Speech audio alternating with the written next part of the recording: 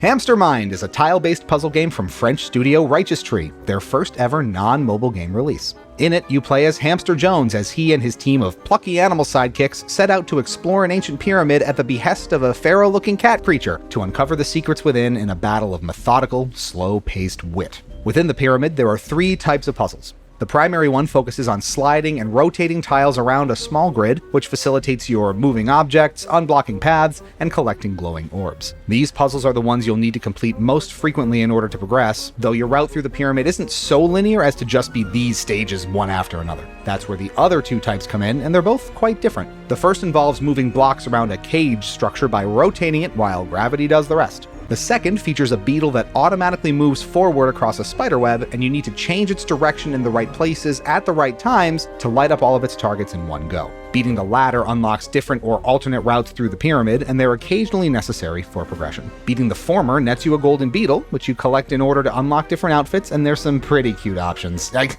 he's in a top hat. Oh, come on. It's fairly standard stuff all around. The foundations of each type of puzzle are pretty strong, and they all test you in different ways, some spatially, others sequentially. No one puzzle type has an extreme amount of mechanics to wrangle with, but the game layers on complexity at an acceptable pace. The tile sliding puzzles in particular play with the core concept in lots of fun ways, such as light reflection, statues that prevent tile rotation if you're within their line of sight, teleporters that require your exit position to be clear on the other side, things like that. It's not the most innovative gameplay in the world, but it doesn't have to be, and the core puzzling is reliably fun. It looks pretty good too. Hamster Jones and his animal friends are all cute and softly designed, and the world itself is nice to look at, albeit a little generic. There are a few different biomes throughout the pyramid: sandy rooms, rainy fields, even space.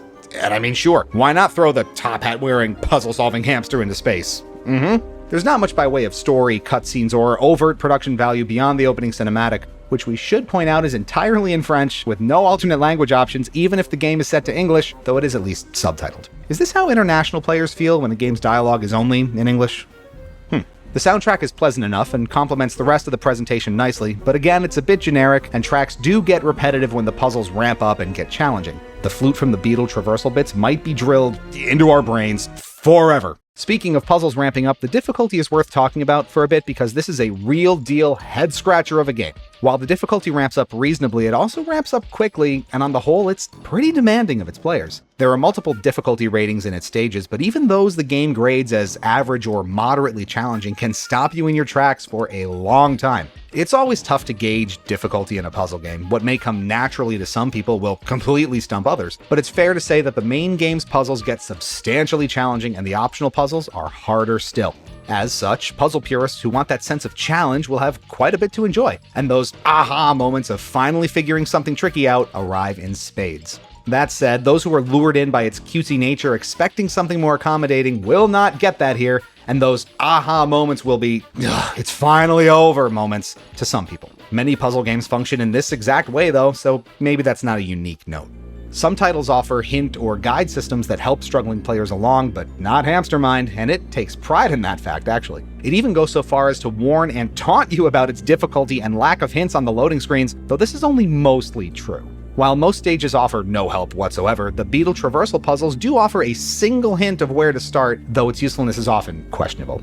Ultimately, progress is often dictated by solving a given puzzle at a given point in time, so there's simply no way to avoid just banging your head against the wall until you figure it out, and your progress will start to slow considerably at or around the halfway point if you're not proficient at the puzzle solving. Again though, lots of puzzle games work this way, so that's not necessarily something to fault. Given the game's cute and cuddly exterior though, it's kind of surprising for it to be both so challenging and so inflexible, and we can't help but wonder if there's a bit of a missed opportunity here. An optional off-by-default hint system, for example, that would help it appeal to a broader audience. It's not a completely seamless experience either. While the game is pretty polished end to end, we did get stuck in the floor a couple of times and were forced to reset the room we were working on. A frustrating situation when, for example, you're getting to the end of a puzzle that requires a lot of block manipulation.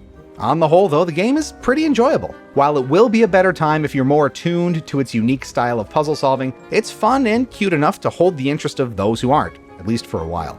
If that feeling of struggling against and overcoming something all on your own appeals to you, keep this one on your radar because you'll find a lot of that here. So when you put it all together, Hamstermind gets 3.5 Gloobies out of 5, though we could also argue a 3. It's got some charm and it's a decent enough puzzler, but it's surprisingly unforgiving and may muscle out the casual players who are initially attracted by its charming presentation. Still though, for the first big swing effort from a small indie studio, it's pretty good. And given that it's only $12.99 US at full price, which is good value for this in our opinion, you could certainly do worse. Hamstermind is available for PC now. This review was conducted on SteamOS via a review key provided by marketing firm Tilt Games. Thanks so much for watching. Stay fresh, cheese bags. We'll catch you back here real soon.